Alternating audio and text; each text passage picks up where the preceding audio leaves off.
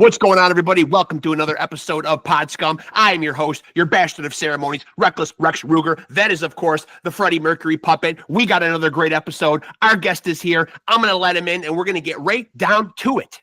I love promptness. I love when people are on time. It's amazing. Lou, it's amazing when people are just on time. I mean, you are punctual, man. I mean, boom. Hey, thanks, Mark. Well, I just got done with the session, so I was like, hey, man, let's make this happen now. Yeah. So half hour early. So thanks for having me on. Here we are, man. Just a couple of legends. You doing what you do, and me, of course, the offspring of Diamond David Lee Roth Jr. So I'm imagining this is probably a big deal for you, too. Of course it is. Well, man, who can beat Diamond Dave, man? Holy cow. Look at the quaff. Is it undeniable or not? Look at the smoldering look. I can see the resemblance for sure. You can see it. Okay, I'm trying to prove this in court. I may subpoena you and I may quote you on everything that you just said right there. Perfect. I'm in, dude. So listen, man, and it really is an honor to have you, LOU MUSA, of course, from the VERVE Pipe, man. It's a pleasure to have you on here, man. And I like to usually start these things kind of at the beginning and work my way forward. So for you, I'm interested, man. I've read your bio. I was on your website. I know you come from a musical background and started at a young age. But for you, was there an album or an artist or a particular song that really resonated with you, that really kind of jump-started it for you? I mean, I know your parents get you into playing guitar. Yeah. Music is very prevalent in the household. But for you personally, was there something that really kicked it into gear for you? Well, when I was learning how to play, it was just mainly like classical guitar. And that was when I was very young, because my parents wouldn't let me really do anything as far as rock music or electric guitar or anything like that. But I had friends when I went to school that would, bring their cassettes or whatever and play, whatever the latest thing was that they got, or record or tape that they got. And like the earliest things I can remember would be like that just hooked me on the sound was Queen. And it was it Queen Killer? Was that what the name of the song was? Yeah. And by the way, man, you're making the Freddie Mercury puppet back there extremely happy, man. I mean, awesome. He's got his teeth out, and they're very excited right now. I mean, when I heard that song, I was like, what is this? And then I started diving more into that catalog and kind of sneaking cassettes for my friends and listening to it in my room under the sheets. And then it was like, from that point on, it was like, okay, what else is going on there? And there was AC/DC and then of course Van Halen. I mean, I remember as a kid going to the doctor, and in the waiting room there was this huge Eddie Van Halen poster. And I was like, man, what is going on with this? And I realized, in your doctor's office? Yes, I was a pediatrician. Yes. Wow, what a cool pediatrician! Shout out that guy. So when I started getting into the Van Halen thing, I was like just blown away, and I mean, man, undeniable like talent there. When you say that you were listening to stuff under the covers, like, did you have particularly strict parents when it came to rock music? No, I mean, it just wasn't like I didn't want to chance it, I guess. Yeah. It could be rough at sometimes, immigrant parents, they don't understand, but they played the radio all the time. So you'd be in the car listening to the FM station, whatever. And, it's more like, I guess what you consider now yacht rock, so so that light rock, which I love as well. And the older I get, the more I appreciate that. Yeah. But I mean, I just did whatever I could to kind of listen to what all my friends were listening to. And because I was playing guitar at that point, I was probably playing guitar for 6-7 years of just classical. And I wanted so badly to play. My friends had just started playing guitar. They were like 12 years old. They just started taking lessons. They're playing electric guitar. And I'm sitting here on my little classical guitar playing like flamenco style stuff, which was great. But I wanted to play like what they were playing, and they were popular because they got to play electric guitar. Then some of them got into bands, and I wanted to do that. So I basically kind of forced my way into it. My teacher at the time taught electric guitar as well, so I'm like, hey, show me this, show me that.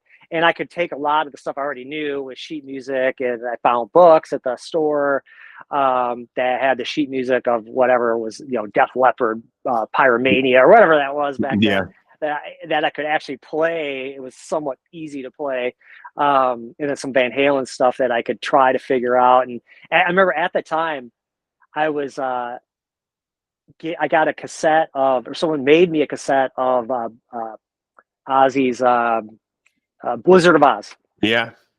And, you know, that style of guitar playing, Randy Rhoads, was that neoclassical, I guess was what they called it back then. I was like, oh man, this is exactly kind of like what I play, but electric. So I was really into that. And then there was a song on there, and I've told this story many times. And it was his classical piece that he wrote. I think it was about his mom, D, I think it was what it's called. Yep. And, you know, I was like, man, I could play that. And I was, back then I had someone give me the record, so I was able to like go back and forth on the vinyl record, learn it piece by piece, and then, you know, within a week I had it down. I might even still be able to, I mean, it's been many years, but I could probably still play that. But I was showing off to all my electric guitar player buddies that all the only could play kind of like the blues, you know, like that kind of style. And I was like, well, watch what I can play. And they were like, whoa. Yeah. And then from that point on, from that point on, I was like, hey man, you got to be in our band. I'm like, well, I don't even have an amp. I don't even have an electric guitar. And then I was borrowing people's stuff. And then eventually I got my mom to buy some used electric guitar. And eventually, I think it was like a Sears, like Explorer looking thing, and it had like effects on it and like distortion with these buttons. Yeah.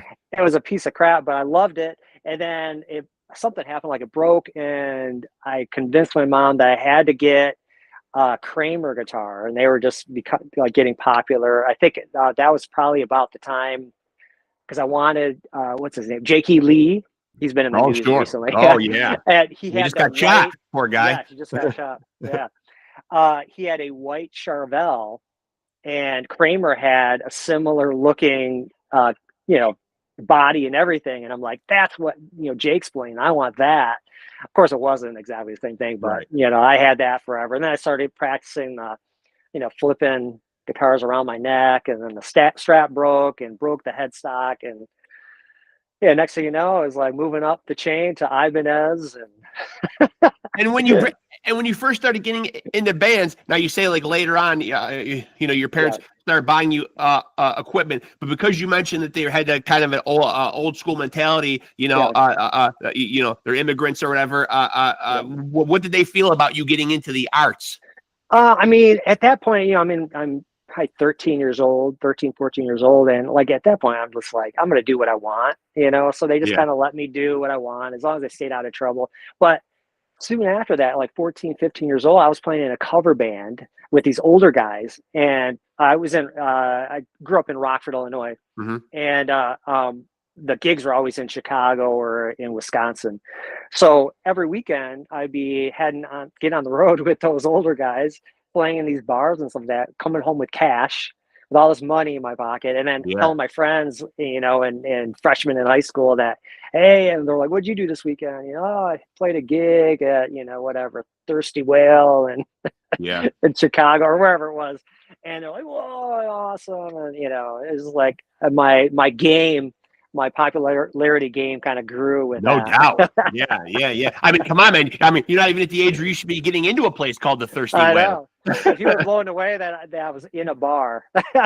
Yeah. And now, who do you think has had, you know, specifically, you know, you're talking about bands that got you into playing music, but is there one person out there that you think has had the most influence on your own personal guitar playing style? Yeah. So, I mean, going back to that time when I was just discovering all these different guitar players and different styles, and I still to this day consider Neil Schon probably my all-time favorite guitar player. And my style, I would say, I'm more like him than anyone else. I could do all the shred stuff. I don't do that really anymore now, but back then I was doing all the shred stuff. I was doing the Van Halen stuff, all that kind of thing.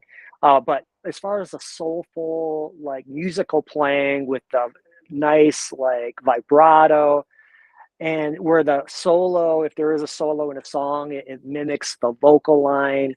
I mean, that is what I love hearing.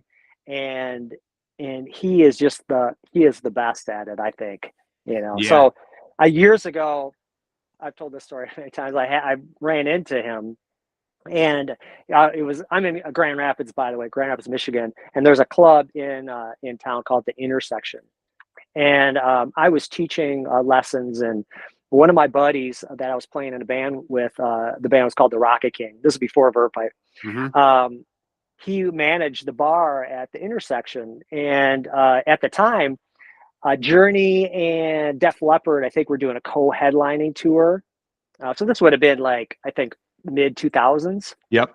And anyway, when they do these stops or these venues or arenas where they're going to be there for a couple days, what they do is they'll rent out a local venue, close it off to the public, and have a party for all their employees and roadies and stuff like that. And they'll set up like a whole food spread and drinks and all this whole thing. And usually the roadies will set up a whole, like, all the gear, and they'll start jamming, all the roadies and the band, whoever's there. So my buddy Marty was like, "Hey, come down to the Intersection after you're done. Like Journey and all the Journey and Def Leppard guys are here, and the roadies are playing." I'm like, "Okay, I'm coming." Yeah. So I get in there, and this place probably fits maybe 1,500 people, 2,000 people. There's maybe 20 people in this whole thing. So I walk in, and there's a huge spread. There's just like some people just kind of randering around the food and drinks. And I was hanging out with my buddy at the bar, and there's this band playing just blues songs on the stage way up in front. And I'm just kind of standing there talking to my buddy, and all of a sudden I see like this guy walking off the stage, and he's walking towards me, and he's looking at me like he recognizes me or he knows me. And I'm kind of looking at him, and I'm like, "Oh man, that's Neil Sean." What? He's walking right up to me. And when someone looks at you and you can know that they think they know you. Yeah. And I was like, I've never met this guy before in my life. But okay, I just kind of went with it. So I'm, drinking my wine or whatever, my vodka tonic. I don't even know what I was drinking. And he comes up and he just starts chit-chatting with me about, music. "Oh, yeah, that was fun. What to play? Did you hear that?" I'm like, yeah. And then we started just hanging out the whole rest of the night, talking about music and, drinking.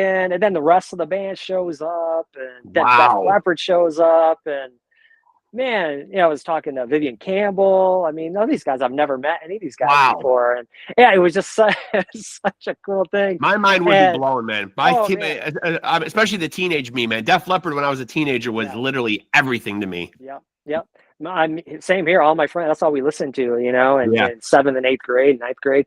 And, but yeah, the Neil Schon thing was it blew my mind that I was just talking to my idol. Of course, I never said anything to him. I was playing it cool, but deep down inside, I was like, "Oh man." Well, I find it crazy, and of course, correct me if I have any of this wrong. But at age 17, you start teaching. That's mind blowing. Like you're teaching adults at 17 years old. I mean, I got to hear that you started playing the guitar extremely young. Age 5, you get a guitar in your hands. Yeah. But 17 years old, what was the typical reaction like? Were there adults coming in taking lessons from you, or people older than you? Yeah, so honestly, it was actually 16 I started because I got my license, and my teacher that I had, would take a vacations or whatever, and then I would sub. So I'd sub for my teacher, a couple of nights. And then, like all of a sudden, like the other music store in Rockford was looking for a teacher, and I'm like, well, I'm gonna see if they want a teacher because I was making great money. I think back then you could charge like $10 a half hour, and then they'd book all the students. And so majority of my students when I was 16 and 17 were roughly my age, some adults, and they were just very beginner, and I'd show them the stuff. And then it just like, I was like living the high life. I was making money. That was fun. Back then it was fun to teach because I was eager too. Yeah. And then, all these kids that were roughly my age were wanting to play what I already kind of knew, and they're bringing stuff. I remember I had some students that were really into Metallica at the time, and I wasn't into the real heavy stuff, but I appreciate it. But to be able to learn all those songs from those first records from those guys was like, it blew me away. It was like it helped me get better, as a person. I'm learning different styles. And but yeah, so I just retired from teaching right when the lockdown started. What was that, 2020, 2021? And, I was teaching, it went up and down throughout my whole teaching career. Was like, I started like, oh, I had 30 students. Loved it, did that for years and years and years.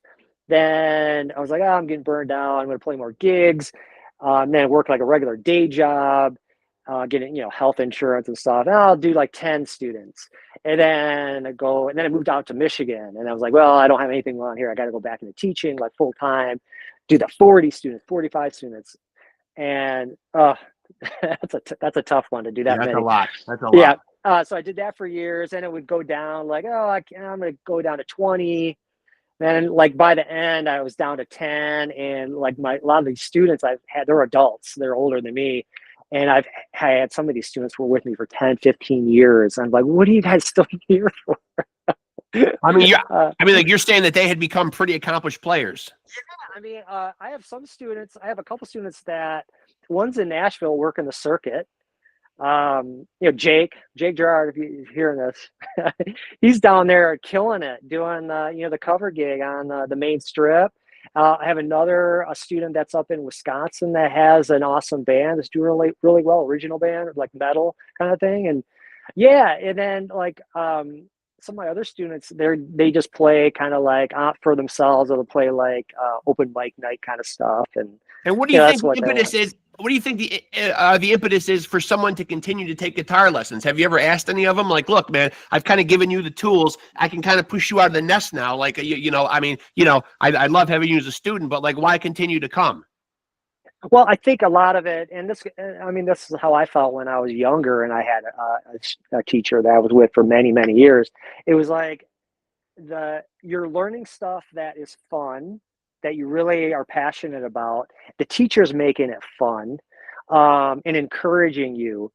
So I think that is what a lot of my students, why they stuck around, is because I would listen to what they wanted to learn. And yeah, I tried to like teach them everything. Like, you should probably learn how to sight read, some basic stuff, memorize your chords, like the stuff that's boring. Sure. Right. You kind of have to, if you get that under your thumb, you can really do anything. So what I would do is, especially if it was like a kid, because kids are hard to please. What I would do is like, hey, what's your favorite song? Let's learn a part of your favorite song for a half the lesson. The second half of the lesson, let's memorize our open strings, or let's memorize the first position notes, or the sight reading, or the chords. And so I try to make it fun and go back and forth, which made them want to practice. Of course, most of them would just go home and practice the thing that I showed them that they really wanted to learn. Right, and then like, hey, did you memorize those chords? Like, no. What's the biggest misconception that you see with new students, though? Like when someone comes to you for a guitar, for guitar lessons, what's usually their expectation? And like, how does that differ from like the reality of it? What do people typically come in? Do people think they're going to be like a rock star in 6 months? Yeah. So there's a couple different mindsets to that. Like a lot of like more the younger teenagers or kids that I would teach, they wanted to come in, they wanted to play, whatever their favorite song was and play the solo, but yet they don't have their fingering. They don't even know how to hold the guitar. Right. So, and then their expectation is like, show me and then give me a couple weeks and I'll have it down. Yeah. Well, it doesn't work that way. It takes a lot of practice. So I would try to encourage them. I'll give them the exercises that they needed to master to be able to play the solo. In the meantime, I would give them little pieces of that solo that they could try to practice. And then they realize, well, this is going to be a lot of work. So you have that. And then on the adult side, they want to learn, they just want to play a song that they can play for their family and friends. Some basic chords they want to sing. They're on a campfire, maybe. Yes. Yeah. So you have that kind of, back and forth. And as a teacher, I think that what worked out for me is that I was, I didn't have a strict, this is how I do it. If you don't like it, you got to find someone else. I would kind of like morph my teaching style into what the student wanted, what was going to help them get better and make them, help them stick with the instrument, because you have to stick with it. Sure. I mean, it takes, my kind of thing was like, it's about, if you practice every day, let's say an hour every day, I would say you would have the fundamentals down if you're learning the right stuff, the fundamentals down to be able to play a song, basic song with chord changes and everything in time within 6 months. In a Yeah. year, you could probably start playing solos fluently. In, you know, a year and a half, 2 years, you could probably understand what you're playing as a solo and start creating your own style. But you got to put in the work. It just doesn't, you know, it doesn't come in like that. You know, it's time, just like learning a language or, you know, Oh anything yeah. like that, you know. Yeah, yeah. So obviously, you do a lot of stuff, in the music world. People obviously, you certainly probably resonate with people and are most known for the Verve Pipe. But the Verve Yeah, Pipe was already well into their career. You joined in 2009, so wow, that's crazy. yeah, You're already in 15 years with this band. That's yeah, yeah, and to think that they had so many years in even prior to that. But how do yeah. you make the connection for people that don't know with those guys and become a member of the band? Okay, so well, when I moved out I was in a band in Illinois, an original band, and the singer I was with was originally from Michigan, and he was married and had a kid, and we were kind of doing prog rock, like I would say almost like Queensryche kind of stuff. It was really Yeah. cool, but it was Yep. a little late where we came out. We came out 10 years prior, probably would have been huge. But anyway, we had this whole thing. I had my studio going. We were recording it all, and we couldn't find drummers and bass players. We ended up getting a bass player, which was my buddy that lived in Illinois, but drummers were hard to find because all the drummers wanted to play in cover bands and make money, and we were playing Right. originals, and you know, you Right. just don't, it doesn't work that way. Right. And so his wife had an opportunity to teach at one of the college universities, and they're considering moving. He's like, "Hey, if I move, would you be willing to come out there to Grand Rapids?" And there's a lot of cool stuff happening. There's a lot of these awesome bands, and VERVE Pipe was just becoming like popular. This was Hmm. '96, and I didn't know who that was. And you know, there's a lot. He was basically, you know, telling me all about like Grand Rapids. That we got to go there. That's going to be where we go. And if you come out, and he had a friend that lived on the other side of the state that was willing to come out because he loved the music and willing to come meet us in Grand Rapids and play drums with us. And anyway, get out to Grand Rapids. You know, I started teaching at the music store, working at the music store, and that's how I met like Brian and everybody, AJ, the original guitar player, Hmm. and they was just blowing up at that time. So 96, 97. I was doing my thing. I was working with that band, with my band.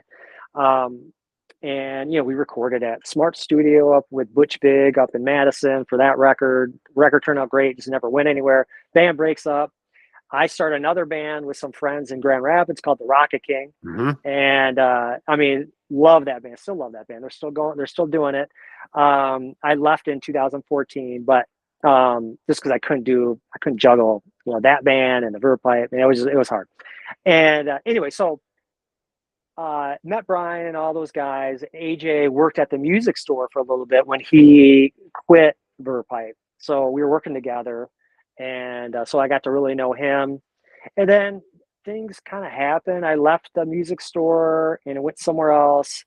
And a buddy of ours, Al McAvoy, which is our sound guy, and he worked with the Rocket King with us. They were in need of a guitar player. To play in the Verve Pipe, to play in Hawaii, and AJ couldn't do it as far as what I knew. And Hmm. so Donnie, their drummer, the Verve Pipe drummer, called me up and said, "Hey, can you do the gig?" I'm like, "Sure, you know, what's going on?" And he just kind of gave me the runaround, like, "Oh, AJ can't do the gig." Well, okay. And I called AJ right after him, "What's going on?" Well, he quit. It wasn't that he didn't want to do the Right. gig. He wasn't Right. going He's to do the done. gig. Yeah. He was done. So I was like, "Well, you care if I do this?" And yeah, because we were friends. And he was like, "No, just do it." Yeah, because they were going to pay. It was messed up because they were paying me more than they were going to pay him because I had to Yeah. learn all the songs. And Right. you know, and I wasn't. I remember Donnie saying like, "Hey, you familiar with our catalog?" I'm like, I said, "Sure." I mean, I didn't You know. I weren't didn't. though. No. No, I knew the like the three songs. You know, the Freshman. I've heard them on the radio. The Freshman, and I think it was Photograph, and then the one for the movie, the colorful Yep. song. And I didn't know the rest of the stuff. So he sends me no rehearsals. I have 3 weeks to learn all these songs, 25 songs, semi-memorize them. So I had back then I used big Sharpies on sheets of paper, and I put sheets on the floor, and just those are my like, you know, my go-to. I Almost like forgot cue everything. cards. Yes, exactly. Yeah, yeah. And so no rehearsal. I fly out to that gig, hang out. It was a great time. It was a USO thing, so it's for the military out there. And did the show. It was great. I remember all my sheets got messed up by our harmonica player at the time. He was just like jumping and purposely like messing them up. Anyway, got through the gig, and then after that, Donnie was like, "Hey, man, you did great. You want to do more gigs?" I'm like, "Yeah." Hey, do you want to work on this kids record we're working on? And I didn't know what he was talking about. I just said yes. And next thing you know, he's sending me these demos of these these tracks that are these for these kids, like kid songs, like Hmm. about being a kid. And then come to find out, it was a whole thing they were doing. It started with this Meyer charity they did a song for, and they're like, "Hey, these all these bands are doing these kid records, and it's a whole new market. So I might as well try doing that." So I started working on that first record called the Family Album, and that would have been 2009, and I think it came out 2010 maybe, or 2011, and it became huge in the kids industry, and we were back. I mean, the Verve Pipe was like playing at that time, when before I joined, was just doing one-offs here and there, playing maybe once a month, every other month, Yeah. and just doing wherever they were called. There really was no push in the band anymore. The band was pretty much done. The label is no longer there. They're still in massive amount of debt. So they're just playing, whatever gigs came up. So when I got in, it was still that same thing, just one-offs here and there, the summer, festivals and stuff, that regional. And other than that Miami gig. So we do this kids record. It comes out. It becomes top 10 on iTunes and the kids charts. The whole momentum of Verve Pipe, and then people are like, "Oh man, we thought those guys weren't around anymore." And then we're back on the huge festivals: Lollapalooza, Austin City Limits Festival, Yep. the Hangout Music Festival, all these huge festivals, and we're playing on the kids stage. And of course, all the fans are coming up like, "Hey, we want to hear, the Freshmen or Right. whatever." And I'm like, Right. "No, we can't. We're playing for the kids." So Yeah. we did that. We did another record, and then after the second record, I want to say it was 2014. We started working on the rock record, which was Overboard. Yep. So that was the next record, and then we all wrote songs for it. Did that, and that turned out great, and we toured for that on that record for 2 years. Then we came out with Parachute, and in the meantime we did a live record of Villains. Yep. It was acoustic live, Yep. I think is what we called it, Yep. and we recorded that live and different versions of it, more acoustic, at the Arc. Put that record out. People loved that. Did the Parachute record, and then a couple years ago we did Threads. Threads. Yep. And then we're working on finishing up a record right now. Hopefully come out beginning of next year or something like that. But anyway, so my connection was that. I mean, I just kind of, from the music store, I knew who those guys were. I knew AJ really well. I knew Brian really well. And then it was like, "Hey, we need you. Come play with us." And played. It worked out. And then Brian's having me record on his solo records. And this whole thing, just kind of like morphed into And because you step busy into career. something, that's kind of pre-existing, Yeah. maybe looked at even as like Brian and Brad's, band or whatever. When you step in 2009, what's the creative process like for the 3 albums that you've been on? Is someone coming in with the lion's share of the ideas, or are you all kind of creating kind of in a collaborative way? So when I came in when I started working on the kids record, the family record, the songs were, I didn't write any of the songs, but I had creative, like I could come up with my own parts. So like there was, there's a song that I played banjo on, and it's the main part, and I just created all the stuff here and sent it out to Donnie, and then he used it all, And so those 2 records, the kids records, like I was able to like just do what I thought worked. And then, whoever was producing it, and those 2 records, it was Donnie was producing it. So Donnie kind of give us guidance and, "Hey, try this, try that." But, we come in with fresh ideas and like, "Hey, what do you think of that?" Sometimes it works. And just like working on any record, with producer. And then when Overboard came and we started working, focusing on Overboard, Brian was producing that one. And he was like, the rule was, hey, I'm producing that. I want everyone to contribute and write songs and then write their own parts to everyone else's songs. So it was like, basically like a regular band coming in and putting your stamp on things. And, I got my song on there, and then I put all these original parts on, everyone else's songs. And it worked out great. And that's kind of how we've done all the records from that point on. We all come in with ideas, and some of them some of them actually make the record, some don't make the record, some get like changed up as the process goes. So it's just like being in any other band, when you're all contributing, your ideas to make a good record. And what's the level of touring right now with the Verve Pipe these days? Because I know I talk to I do tons and tons of interviews on here, and it's a common theme among musicians on here that they got to hit the road a lot. They got to hope that they can peddle enough merchandise. I mean, it's a very uphill battle right now. To what degree does the Verve Pipe go out and tour?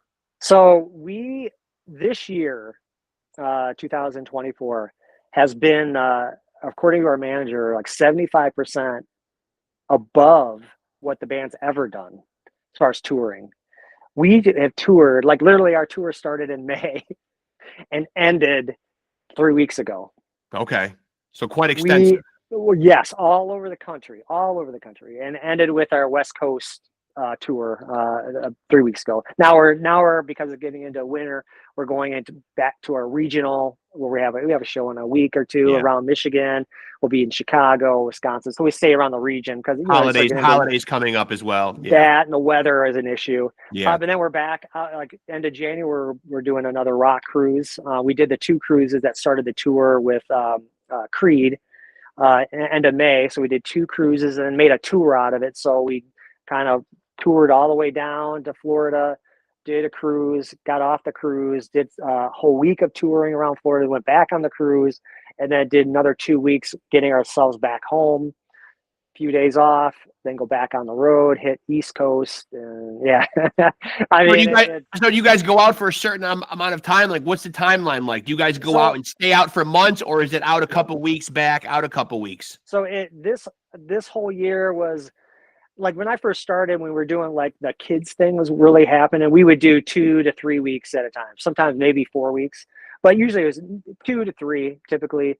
Now we're doing 6 weeks, 8 weeks. The shorter tours were 3 weeks. And then we come home like literally for 2 days and then get back in the van or fly out to wherever. And so that West Coast was 2.5 weeks. And then the Creed thing was 6 weeks.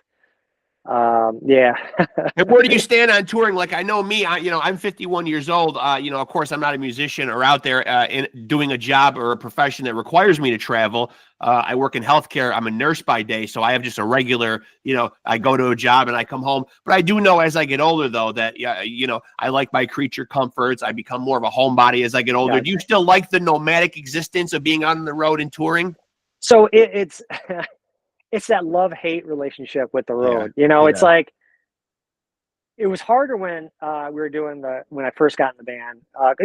With my other bands, we would tour too, but we'd only do like a week here, a week there. Right. And it wasn't continuous. So, and it was more like weekend stuff. So it was easy to have the home life. I'm married, I have kids. But when I first started with the Verve Pipe and we started touring regularly with promoting the kids' records, and I'd be gone for 3 weeks. And my daughters were 1 and 2. Yeah, it's tough. It's tough. And I've had my mom come from Illinois to stay with my wife. Yeah. And it was a whole thing. But now my girls are, they're adults now. And so it's more of like, keeping my wife happy, you making sure that, she knows, and she gets to go on these cruises too. So that's kind of a plus. That's a nice. But, it's literally a love-hate thing, because when you're on the road, especially we don't do a tour bus anymore. We just do a Sprinter van that holds all our gear. Yep. And we'll rent that. Unless we have to fly somewhere, then it's all backline gear. Yeah. But typically when we're like driving, we have a driver and we do a Sprinter van, and you get in that thing and hey, the first drive might be 8 hours. So you just get in your head that we're gonna get there. hurry up and wait, get to your gig, hang out for 4 hours, play a 2-hour show or 90-minute show, party that night, and then get back in the van. Hopefully we stay at a hotel that's, within an hour, away. Typically it is that way. Sometimes we're like, oh, we got to split the time because it's a 14-hour drive the next day. So let's do 4 hours when we get done. So we're driving way into the middle of the night. Yeah. Wake up early, hit the road to get to the next, the next gig. So that part, I mean, really sucks. I mean, the plus side of it is all the people in the band, we get along very, very well. That helps. Yes, we hang out outside of like touring. When we just are back home, we'll go out and hang out together. Yeah. So there's so you're here to say that there's no Perry Farrell, Dave Navarro incidents going on. And a matter of fact, we had a gig a few weeks ago in a new venue up in Cadillac, Michigan. It was called The Venue, and it was brand new. We played the gig. It was really loud, ruckus, just like total like bar, like rock gig. Yeah. Did our thing, and then Brian and we did a whole thing where we were acting like those guys fighting each other and pushing each other because I was playing solos over his vocal. Yeah. It was hilarious. I mean, who knows? We might even see that. I mean, we might even see that with the Oasis reunion. You never know if that's going to implode either. I would expect it with those guys. Yeah. I'm right. You do. You almost expect it. Yeah. Like, when's it going to happen? Not if. Yeah. When's it going to happen? And I'm curious because I have 3 grown children as well. I'm always intrigued when musicians have children. Because obviously kids kind of as they get older, they develop their own taste and their own. Where do your kids stand on what you do? As far as like musical style, have they followed your musical career? Do they like do they have the same musical taste and interest, or have they kind of gone off in a different direction? No, if anything, they are listening to the stuff I listened to when I was a kid. They love the classic, like what I call classic rock, which is 70s and 80s. Yeah. Even though I guess classic rock is now 90s or 2000s. I don't know. Anyway, but you've parented them well. Yeah.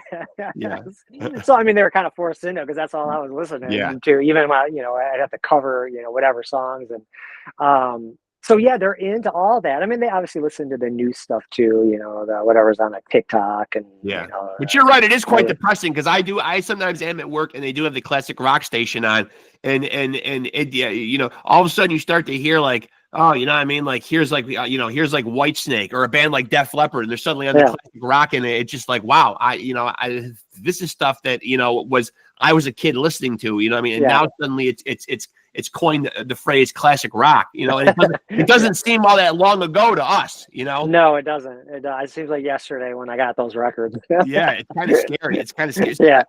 And so one thing I'd like to ask you about, because you do a lot of behind the scenes work. I see, you're sitting there, in the studio. Like I said, people know you from the VERVE Pipe, but you've done, you've done, musical work for movies and television and other bands and things of that nature. When we see these legendary bands, and I'm really talking like more as a standpoint of you being a musician, but also a fan of music. When you see these quote unquote legendary bands, like, and I beat the hell out of them on this show all the time, but somebody like a Motley Crue or a Kiss, and you see these, and I'm just using terms that I hear, but backing tracks or these different smoke and mirror tricks to kind of bolster the sound to help them replicate what they no longer can do. Did you like when bands take that approach, or if you were going to plop down your money and see a band, do you like kind of the authentic kind of warts and all, even if they do sound not so hot? Okay, so I don't want to get in trouble here because I got in trouble this last time because someone asked me a couple years ago when it was a Kiss thing. So I was in an article, and it was when Kiss was getting like hammered on about using backing tracks. They still are. So I mean, they could do whatever they want. They can. Right, granted.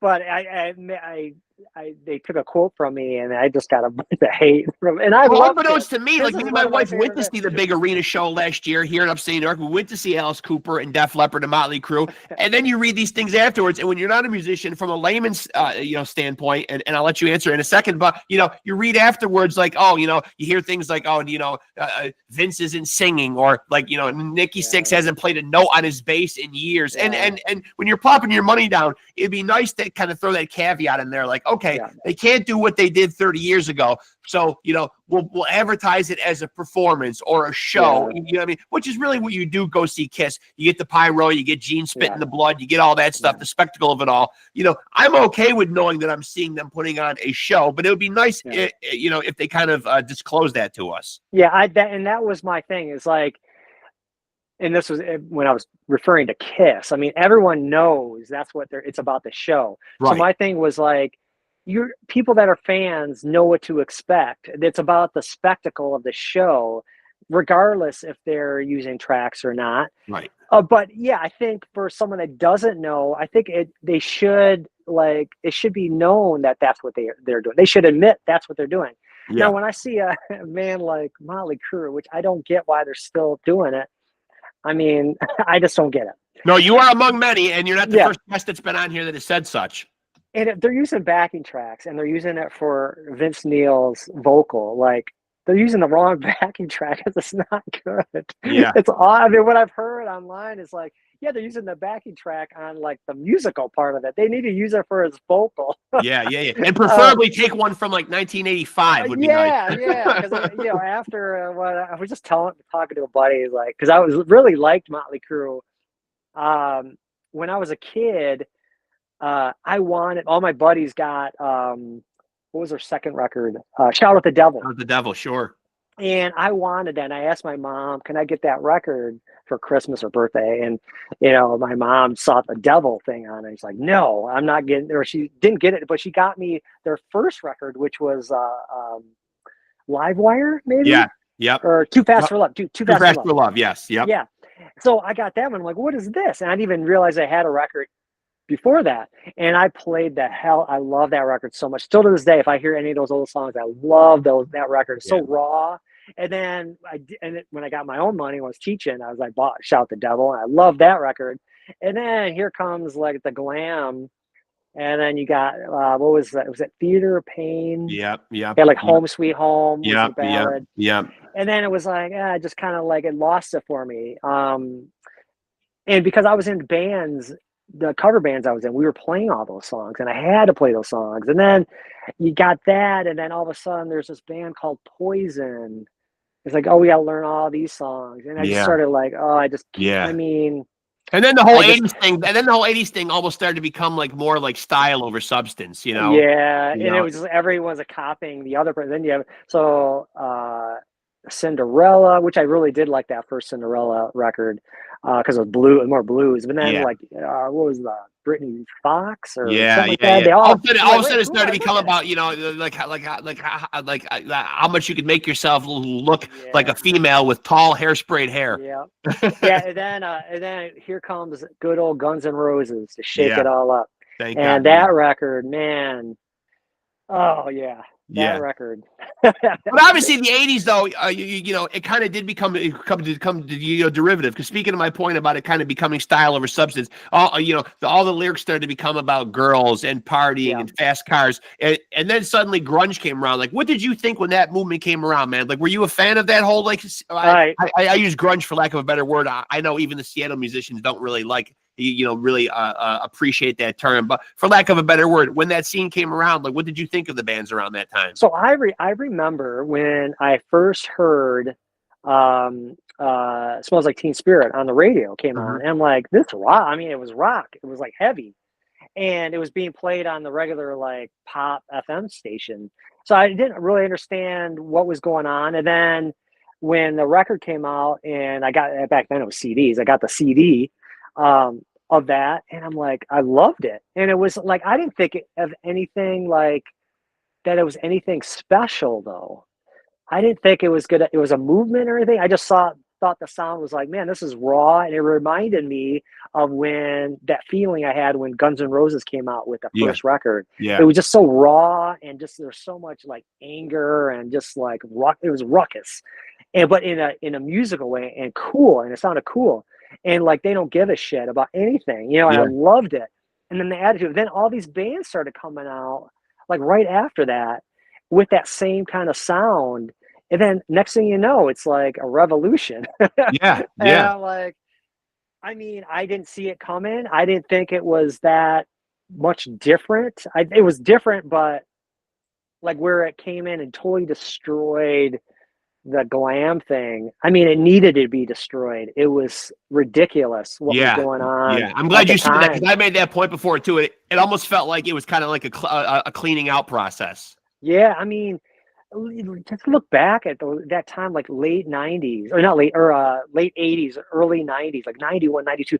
Listen to bands that were still doing the glam thing and just scrambling to figure out like how are they going to fit in with this new generation that's loving Yeah, this. yeah, And it just, you just can see it, just like, oh, it's not real, it's like fake, it's not authentic. And then you have the grunge guys, and you had Alice in Chains and Pearl Jam and Alanis Morissette, yeah, and it was so raw, and it felt so real and not fake. And then it was just, it had to change, and I'm glad it did, because it was getting ridiculous. And the bands that figured it out, um look at like Bon Jovi, still around. They were still making hits and through yeah, the 90s, and Def Leppard was still doing their thing. And there was, the smart guys realize that is the new generation of sound. That's what the younger kids are going to buy.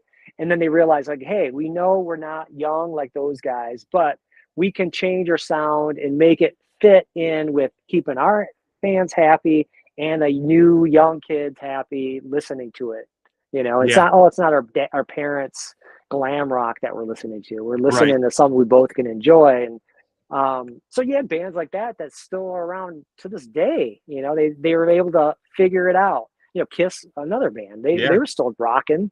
Yeah. And now what about streaming now? I've posed this question to other people I've had on here. I don't know that anybody has really given me a precise answer, and I don't know, maybe it's not even an answerable question, but just because, you work in the industry, streaming was something that I feel like the industry could kind of see coming down the pike. But yet, as I said earlier, you still hear a lot of these musicians who come on my show and they say, we got to be out on the road. We got to hope to God people buy some T-shirts. I mean, it's really an uphill battle now. There isn't the standard industry that we once knew with record labels and record contracts and all that stuff.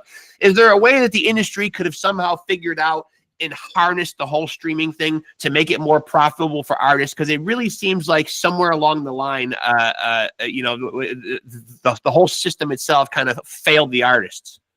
Yeah, and Lars was right with the Napster thing. In actuality, he didn't get a lot of Yep. railing around him back then, but he was. Nope.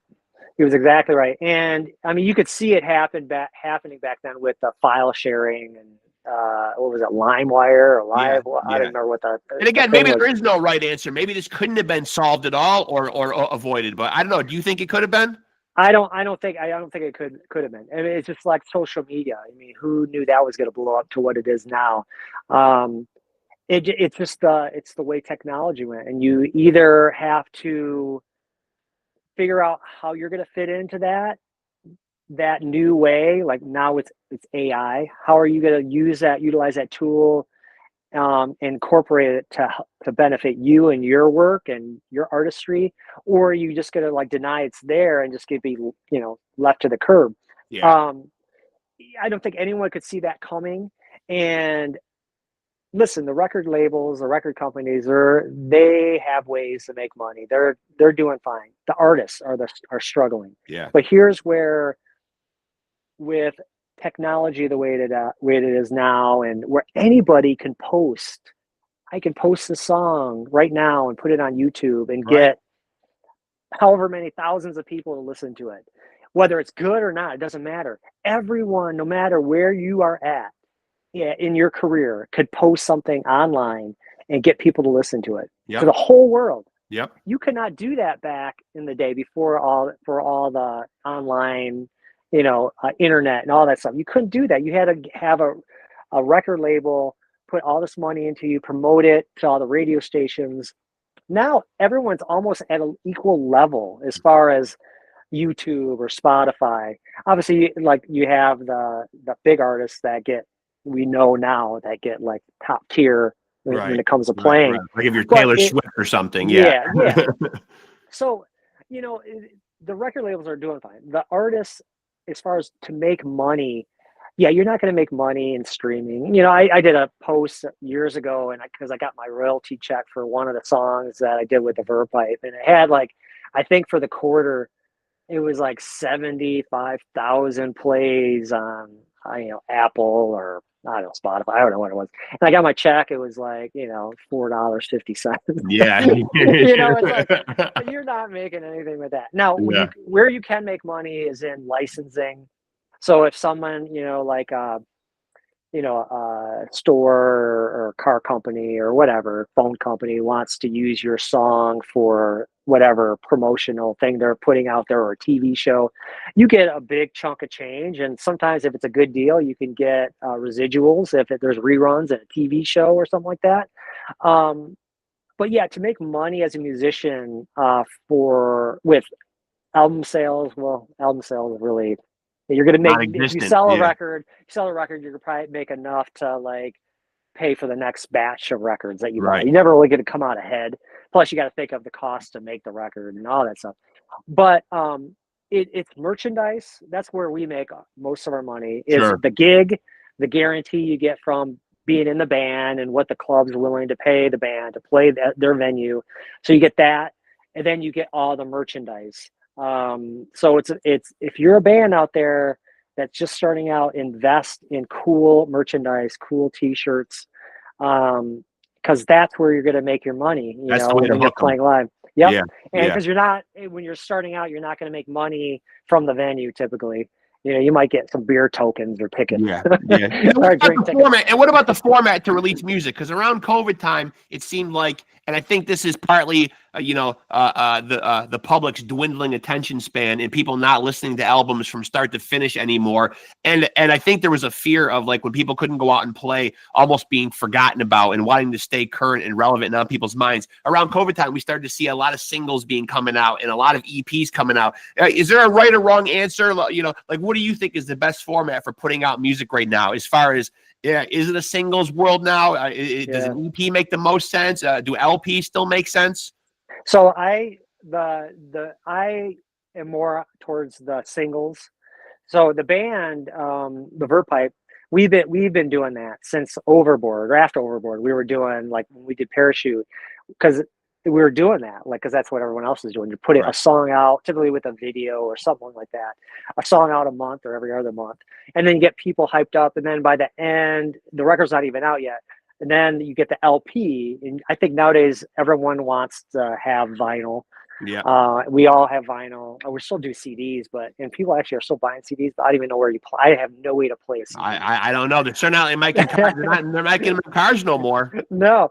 So they have the vinyl, and then typically the vinyl you get the the download card. Yep. So what VERVE Pipe did on Parachute was we would put out a single every month or every other month with a video of something, put it out there. Get the response, get people hyped up for the next song that would come out. And then when the record was printed and ready to go, we do the big release show, and there might be one or two tracks that were on that record that we didn't release as part of the singles. And that's kind of what we've been doing. We're going to do that with the new record that's coming out. And I think even for my stuff, my solo stuff, that's my approach. I'm going to do, a single, and then keep it going. And then at the end, I might have one or two tracks that aren't part of the record. So it gets people to buy the record and then listen to what they didn't get online, So I think that is kind of the way to do it. Yeah.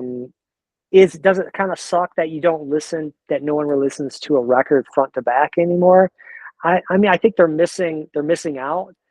But then I look at me when was the last time I listened to a record front to back? That's tough. I know. Yeah, and back when I was younger, that was it was almost like a spiritual thing. You get the record, You light Yeah. some candles or whatever, you dim all Yeah. the lights, I'm picking and up then what you you're putting put it. down. I love that you're saying that. Yeah, I've said that Yeah, numerous times that I almost felt like every album in some way, shape, or form was a concept album, even if it wasn't labeled such. right. Because I think and talking to artists on here, I've realized great songs and great cover art and all that stuff is all important, but sequencing and arranging the the ebb and flow of an album and taking the Yep. ride with it. Like I always use it an example on here, and I'll use it again. You wouldn't put on like an album like Pink Floyd, The Wall, and skip around. You know what I mean? You take Right. the That's whole exactly journey. it. You know what I mean? It was Yep. meant to be listened to that way. Yep. And that's when I think back, like when I was getting records and would have that experience, it was like you would dedicate 45 minutes, You an wouldn't dare hour skip. Yeah. to listen to every song. I Yeah. mean, nothing can interrupt you. You just listen to that. Yep. And it was just the way it was. It just, that's all you did. Of course, Yeah. there was no, back then there was no distractions like there is now. It just, everyone's got the 10-second, like, oh, I'm focused on this for 10 seconds. Then I'm Yeah. going to move on to this for 10 seconds. Yeah. And yeah, so I don't, I think that is probably long gone. I think I think older people like us, we're going to probably appreciate the record, but I think younger people just don't have any Yeah. interest in listening to a record front to back. They just want to hear the song that they like. Right. They're going to pick up an album. They're going to be like, I like track 1, 6, and 10, Yeah. And, Yep. and that's what you get. So And what was COVID like? What was COVID like for you guys as a band? Because Threads came out in 2021. So was that a creatively prolific time for you guys as a band? Is that when the bulk of that album got created, when we were all kind of hunkered down? Yeah, so we were working on that before the lockdown, but it went on, it lingered, Yeah. But then we were like, when we had the time off and all our gigs got canceled, right? Yeah. We had a whole tour. I mean, we were going to be on the Stern Show. Yeah, And, I mean, it was a whole I know. thing.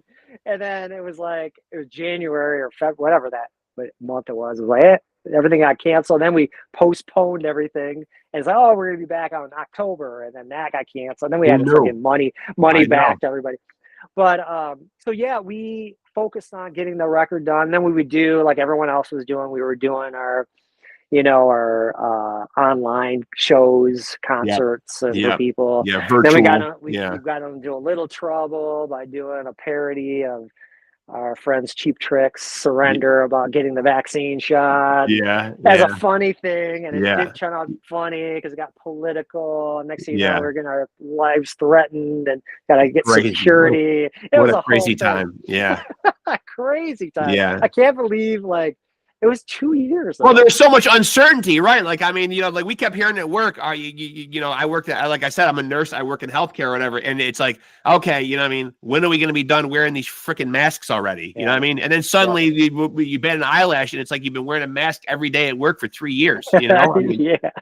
it started to become part of the uniform. You get up in the morning, you put your scrubs on, get to work, on your way across the parking lot, put your mask on, you're going to the building, I mean, I remember doing, there were like a couple like private shows that we did as like a trio. It would be me and Brian and Randy, the keyboard player. And we'd fly out to like Washington, state of Washington, Seattle or sort of Spokane, and play some like, high school or college reunion or something like that. Yeah. And there would be no mask or nothing in there. But the best thing about it was flying. There was no one in the airport. I know. There was no one on the plane. I know. And you just like get there, do the Yeah. gig. No one's caring because these places that you're playing don't care about what's going on in the world. They're just into their whole thing. So we're all scared wearing our masks because we don't know what's going on. And everyone's just doing their thing. Like, hey, let's get our check and get out of here and go back home and, hunker down. But it was such a interesting time to reflect on. I mean, here's my thing, and I said this to a lot of my close friends, is like, if I was a teenager or, I don't know, 10 years old or something like that, and this was going on back then, I would have been totally freaking out. Like, this is the end of the world kind of thing. Absolutely. Yeah. And I was worried about my girls because they were they were that age when that was going on. Yeah. I'm just like, are you guys okay? It's like, you understand this thing. And they're just like, yeah, I'm Yeah. just going to do my schoolwork online, and Yeah. I prefer it this way. I'm like, oh, Yeah. okay. I mean, I would have like been freaking out, like, what do I need to do to survive this? Yeah, yeah, and now you talk about your solo, and now you talk about your solo work. You know, we Yeah, talked about the band's creative process, but yeah, when you're going to create, and obviously talking to yeah, musicians on here, you know, I talk to creative people from all walks of life. Everybody seems to have a process. Oddly enough, I hear a lot of musicians on here say that they get a lot of sparks of creativity while they're in their car, or maybe at their day job, or you get your creative types who kind of sequester themselves away in a room and they make themselves write. When you're going to create for you, what's the individual process like for you? If you're going to I write a mean, song, let's say.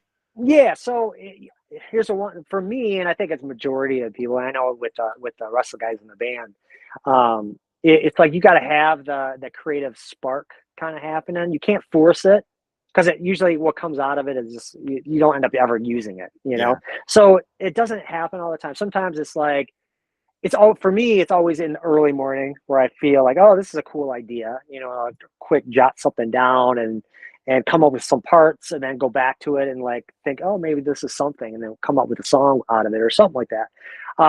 Versus some people work better at night. I work better at night when the idea is already there, and I just have to like fill in the space, You like come up revisit with it. another Yeah. part, revisit it. Yeah. But the gist of the raw idea, typically for me, or a lyric or something like that, is in the early morning when I first wake up, because your mind is clear. You're kind of focusing on what the day is going to Yeah. be. Yeah. Yeah. And it's almost like a meditation thing where you're just kind of jotting ideas down or coming up with an idea. So you're For doing me, these ideas longhand, or you're doing them into a phone, or what are you doing with them? yeah, I mean, all the above. I mean, like if I'm driving, let's say, and I have a melody in my head or a lyric in my head, I'll just sing it into my phone. If Okay. I'm down here and working on something I got to work on, and I like stumble into like a part, I'll just quickly hit record and start tracking it. And then one day I'll go back to it. I mean, I've got probably thousands of ideas that I'll probably never listen to ever again. Yeah. But out of those thousands of ideas, there's always going to be one or two that like, okay, I feel something with this, and I can come up with more to this. And then next thing you know, that's the song that you work on and you finish it. Right. The band and I, for the record that we're finishing up now, like a year and a half ago, we rented a cabin. We did something different that the band's never done before. We rented a cabin up north in Boone, Michigan, early spring. It was so snow. It was nasty up there, but rented a whole like Airbnb. And the goal was to be there for a week. Everyone come up with ideas, song ideas.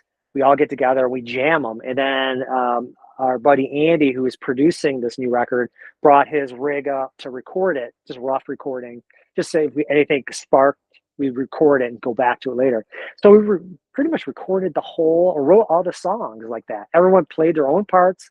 We kind of hashed things out, like what if we did this here, and what if we did this Yeah. here, and The way it's meant to be rearrange done, stuff. I The think. way like the traditional way of writing Yeah. a song, which with a verve pipe, it usually is not like that. We like everyone would have their song. It'd be basically done, like full production. Yeah. I'm like, here's my song, Brian. What do you Yeah. think? If you have vocals and lyrics, and like, okay, I'm cool with that. Can you mind if I change a lyric? Be that kind of thing. Right. Or what if we take this part out? But the song is done. You could be released right now. And my other bands, my old bands that I started, it was the old type of way. Like, I'd come up with an idea and then we jam it, and then we would come up with a song and practice it at rehearsal. And then we start playing the song that wasn't out yet live, and it would still kind of morph into a whole different thing. You listen to the last 3 Rocket King records that I was in, and I produced the last one. That's how all those songs came out. Like, we would just practice them jamming, then we start playing live, and then it would morph into something. And then, okay, let's book studio time and record it live together as a band. Yeah. Yeah. And so it was fun with the verve pipe to do, to go back kind of like the old traditional way of, as a band, getting together and everyone throwing out ideas and hashing it out in real time. And then we got it captured, and then, okay, let's start really focusing on recording it. Yeah. And now, from a fan standpoint, and I know doing the podcast, I've said it on here many times, it's helped me to try to follow the algorithm on the streaming platforms, to try to open myself up to new music. I understand it's a tough time to be an artist right now. I do get a certain joy, obviously, off of having legends on here, but also having like younger bands. And, I figure even if 20 people watch the episode and 10 of them go out and buy the album, man, they're in a better position than where they were, prior to coming on my show or whatever. You know what I mean? Regardless of how many people watch it. But for you as for a while, when I wasn't doing the podcast, I was kind of that stodgy old fart that was, if I was going to listen to music around my house and I was cleaning or putting around, I would fall back on my old standards. I was very much, very, very, very caveman-esque, stuck in a time warp, listening to what I liked. From a fan standpoint, what's your musical taste like when you're listening? Are you able to find any new music out there, man, that really excites you or that challenges you or that pushes the envelope, or are you kind of that same type of listener? I mean, I've done that. Obviously, I think everyone does that. They go back to because they want to relive their youth. They want to, what I was doing back then. You want to get that feeling back. No, I like a lot of new music that's out there, and I'm open to every style too. I'm not like rock. It's not just rock. I listen to country. I listen to pop. Yeah. I like it all, and my kind of go-to station, which is a mix of old and new, is Spectrum on Sirius XM. Okay. And they play a lot of new artists and a lot of old classic stuff. So I really I kind of hear what the new stuff is from that station, mainly when I'm in the car, right. When I'm at home, I'm like, the last thing I want to do is listen to music because I'm usually working on it. I know. But I mean, there's a lot of cool like bands that are coming out now, and probably one that like comes to mind, Inhaler is really cool. That's Bono's kid. That's Bono's son. Yeah. Yep. And Goose. Okay. Goose. Yeah, really cool band. And I just went to see Nico Case play here this last week, and I mean she's been around for a little bit, but she's still newer. Yeah. That stuff's great, and and I still listen to like even the classic guys that I grew up with that are still around. I listen to when their songs come out. I guess there's a new Tears for Fears record that's supposed to be awesome that's coming out. Yeah. Can't wait to get that one. The last one I thought was amazing that they put out. So and you brought up XM Radio. Did you guys ever in fact make it on Howard? No. So the Brian did. It was an after show. I think he got kind of screwed because he was out there and he was asked to be on the, I don't know what they call it. It's the After Howard show or After Hours show. Yeah. It's with Baba Booey, and they just sit around the desk. Yeah. Wrap-up show. The wrap-up show. He was on that. And the one that he was on was when they had Hillary Clinton on. And it was the whole, he kind of like, he really didn't get to say anything because it was all about Hillary Clinton. Yeah. She was on his show. So anyway, that got us into like, okay, we're booking the band, because back then he was having all these 90s bands come up and play, and they sound great on his show. His sound team does an amazing job. Bands sound amazing in his studio too. And they had our buddy Sponge on there, and they were just on, and we're like, we're gonna be next. We're going up there, and we had the whole tour booked. We're playing, in New York and doing the whole East Coast thing that we normally do every year, twice a year. And that was going to be one of the stops, is to be on the show and play whatever, 2 songs, 3 songs, and the COVID changed it all. Yeah. Obviously we are where we are, I just made the point about like streaming or whatever, but do you like, this is a polarizing topic, that I brought up to some people. Do you like the role that technology has in music now? Like I've talked to some people and they say, no, I wish it was still the 80s. I wish it was the 90s. There was more of a mystique to our artists. We couldn't just go on and Google and find out everything about them. You know what I mean? You had to pour over liner notes. There was an air of mystery to your favorite musical artists. Record labels did a lot more of your promoting. Like now it seems like you have to have a social media profile on TikTok and Instagram, and you got to have a social media presence. Do you like the advent of technology and its role in music? I mean, okay, so like yes, I mean, you have to do that. We have to do that. We just got a text that I had to do a promo video for a show coming up in a couple weeks. We all have to do it, all the guys in the band. We all have to do it, and it's what we do. And we pay a guy to be the social guy that does all the editing and stuff, because you got it. You cannot not do that. You have to do it Yeah. to get people to your show, and that's just the way it is right now. A marketing tool at this point. It is a marketing tool. Yeah. And as far as like the mystique of these artists, and it bums me out. Like, I think of the reality shows that have come out with our favorite rock artists, particularly Ozzy Osbourne. We know too much. Yeah. I mean, there was something about like, I don't know what is going on with this guy, but I love his music, and there's something weird going on. And then all of a sudden he's on a TV show, and it's like, suddenly he's not the Prince of Darkness anymore. Yeah, he's an idiot. He's on drugs. He's an idiot. And it's like, no, I don't want. He's just ruined it. Gene Simmons, the whole like Kiss thing, just ruined it. Yeah. But hey, they're doing whatever it is to keep their brand alive, and they had to do that. That was just a thing. And if I was in that situation, I would definitely do it. Yeah, I can't wait for a TV show. Yeah, you kind of have to play ball nowadays. I mean, it's where we are in the world. There's nothing we can do about it. But I get a lot of people who say, I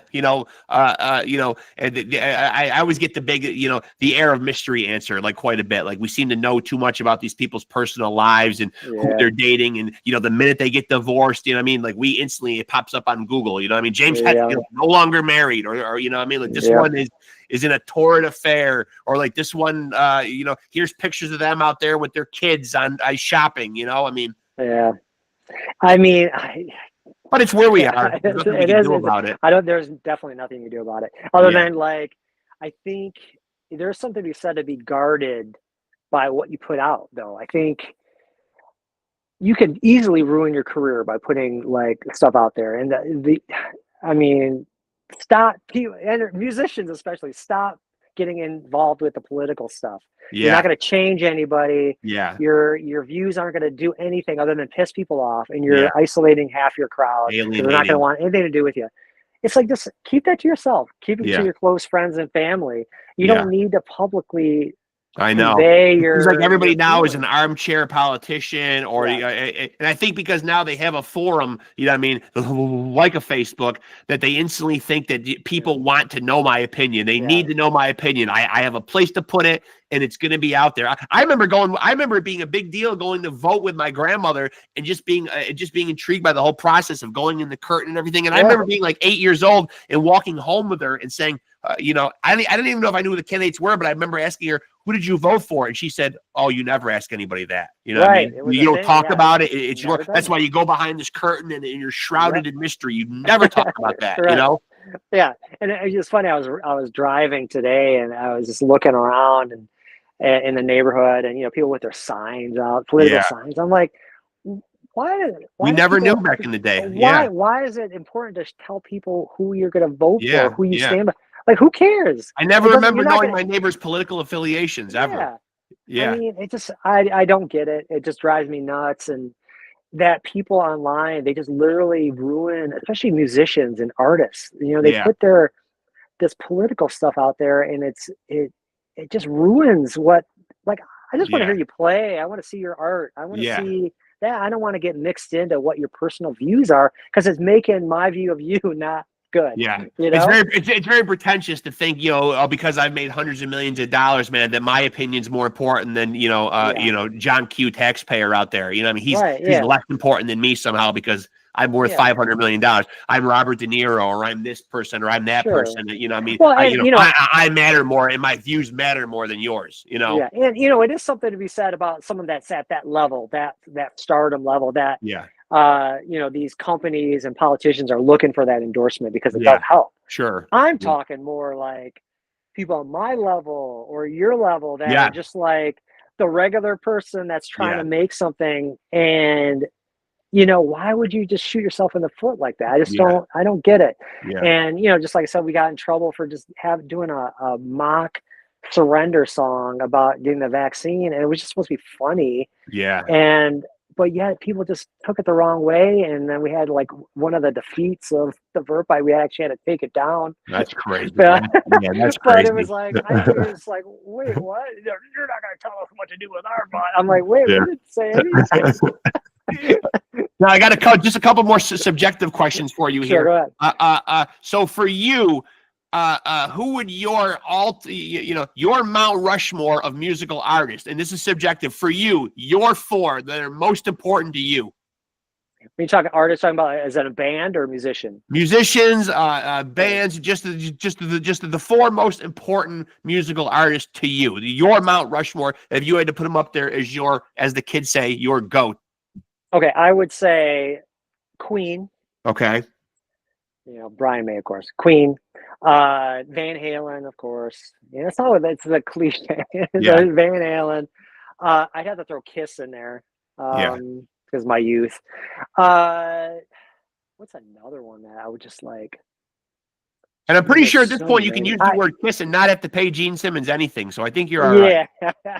I mean, I would say I would put probably the early Ozzy Osbourne stuff on there, Yeah. just because that was, like I said earlier, you know, about the musical style of that neoclassical thing, which Yeah. kind of like struck a chord to me because Yeah. I was doing the classical thing, and you know that one I'd probably put on the top on those first two records. It was like, Yeah. man, I was very that happy hit to a see him go in chord. the Hall of Fame as a solo artist. He just went in the other day, the Rock and Roll I Hall of Fame. just saw on YouTube today. I just watched the introduction, and I guess people were giving him shit for not mentioning Bob Daisley or Jakey Lee as Yeah. part of it was Yeah. everyone else. But I didn't hear Bob Daisley, but I did hear him getting shit for Jakey Lee, but he really talked up Randy Rhoads quite a bit, though. But I mean, you know, the guy's his health is failing. You know, I mean, he's had a long career or whatever. I mean, you know, it looked like public speaking was a bit of a labor for him, man. So just getting out what he was able to get out, people just got to appreciate the fact that, look, at least they got Ozzy to the ceremony. He wasn't able to perform, but, you know, he got out what he could get out at this stage of his life. You know, I mean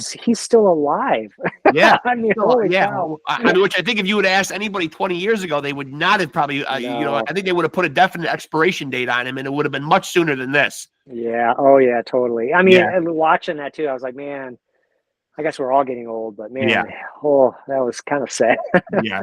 And now the last one is, if I were to drop LOU MUSA on a desert island, what would be the desert island pick? The album that he would take with him. And I guess you're going to live and die on this fucking island with just this album. So I guess choose wisely. I don't know. I guess this would essentially be what you would live your days out, and also probably essentially would be the soundtrack of your death, which is a really depressing thought. Oh, no. Oh, man, that's a tough one. Yeah. And I guess because we've hit it off, and I said this last night, I've been doing this a lot in the episodes. I had this as a traditional question for a while, and I wouldn't waver on it. But then I end up getting a good rapport with my guests, and I like them, and then I cave in and I say, okay, you could take an artist's whole discography. I would say, but I really would like somebody just to pick an album, for God's sakes. Okay, I'll pick an album because I think it's a part of my youth. The songs are great. It's fun. It's a fun listen to. Kiss Dynasty. Oh, okay. Yeah, I know everyone gives it shit for the disco. You know, I was made for loving, but yeah, come on, that song's awesome. But at least you're gonna feel good on the island. Yes. I mean, and that's what you're not gonna be out there depressed. Yeah, if you're gonna be by yourself, stuck on an island. I mean, I wish I was there now, but I know if you're going to be there, I mean, I want to have a good time. So I want a record that's not going to depress me. So, I mean, where I would have put in maybe Blizzard of Oz or Diary of a Madman, but some of those songs are kind of depressing. Yeah, you're right. So in closing, obviously people can find out what you're doing. You have you have a website, loumusa.com, where they can find out all you. I noticed a couple of your tour dates on there. I want to ask before I let you off here, when you're doing your solo stuff, I noticed a lot of dates at churches. Yeah, so I put my whole schedule just goes on there, and when I've been playing at this church called Daybreak in Hudsonville, Michigan. I'm in Grand Rapids, and it's real close to here. And when I'm not on the road, I've been playing there for 20-something years. Okay. And I got most of the band playing there now. Griff, our harmonica player's playing there. Channing's playing there now. Our former drummer Brian V's playing there, and Sam, our other drummer that was on Overboard or on Parachute, he's playing there. Anyway, I've been there for so long. And when I started there, we would always open up with secular tunes. So like, and you could if you go to my YouTube channel, you'll see a bunch. I posted all the classic rock that not only would I have to play the guitar stuff of Brian May. I'd have to sing like Freddie Mercury or Yeah. do Foreigner, you know, do all that stuff. And I love it because that's what I grew up on, and I have to learn it and try to sing it and play it and try to make it, do the Van Halen stuff. And so I've been doing that, and you know, nowadays we don't really do the secular stuff anymore because it's kind of changed. But so when I'm not on the road, I'm playing there every week. It's a fun gig. It reaches a lot of people, and then when I put my solo stuff out there, I've played solo stuff there. It depends on what the topic is and stuff like that. But when I finish my solo record, they want to do a whole like concert there. Nice. Outside of the service, you know, because it's a big venue. And Yep. so, you know, I do whatever, you know, I'll do, you know, random gigs that I get called to do, like usually around the holidays. We're not doing this year, but there's West Shore Community College I've done every year. Other than this year, they're not doing a big Christmas like program where we do a bunch of like classic Christmas rock songs. Right we'll on. do the TSO stuff, which is it's always fun to play that. Yeah.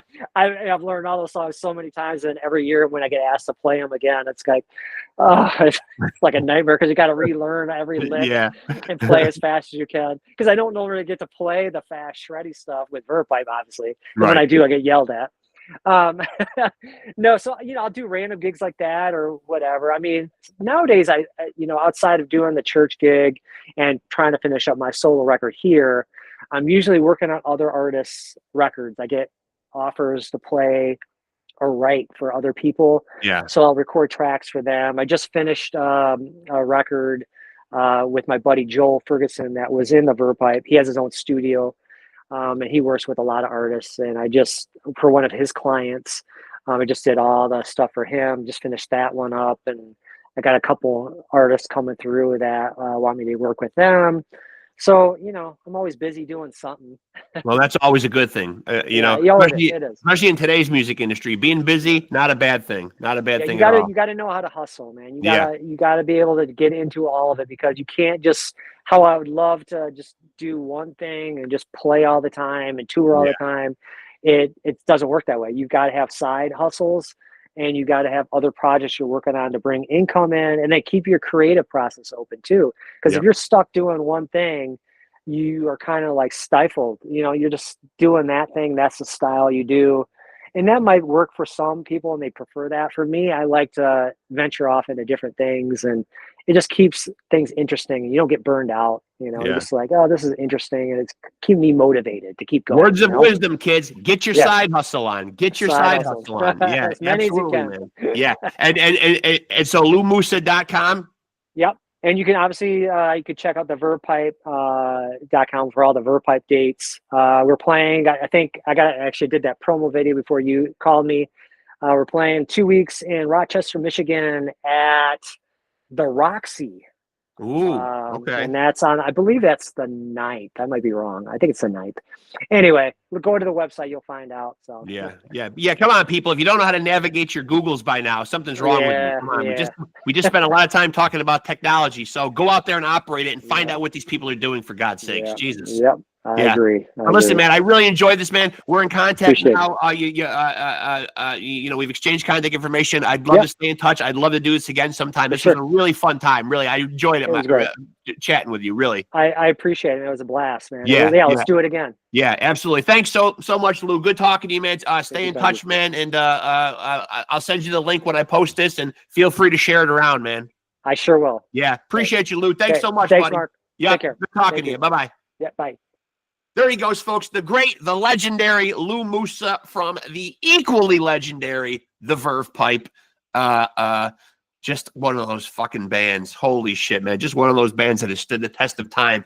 Great songs, man. I think most of you people out there that will probably remember some of their bigger hits, especially The Freshman. I mean, shit, back when that song came out, you couldn't go 5 minutes without hearing The Freshman. But go check out their whole catalog, The VERVE Pipe, an amazing band. And also check out everything that LOU MUSA does on his own, his solo stuff, his solo dates. Go to LOUMUSA.com. That's Lou, LOUMUSA. And of course, go check out the Verve Pipe, find out where they are, what they're doing, go catch a show, support your artists out there, man. And as Lou said, young artists out there, get yourself a side hustle. You can't just count on just making the music all the time. Lou's got his hand in a lot of different things, man. Movies, TVs, producing for other people, man. Solo stuff, writing for other people, man. So yeah, it's good to wear many hats in the music industry nowadays, man. And I think if we're going to extract anything from that, put your nose to the grindstone, man, and explore all the different avenues of the industry. It's a slippery slope nowadays. We hear that time and time again with artists nowadays.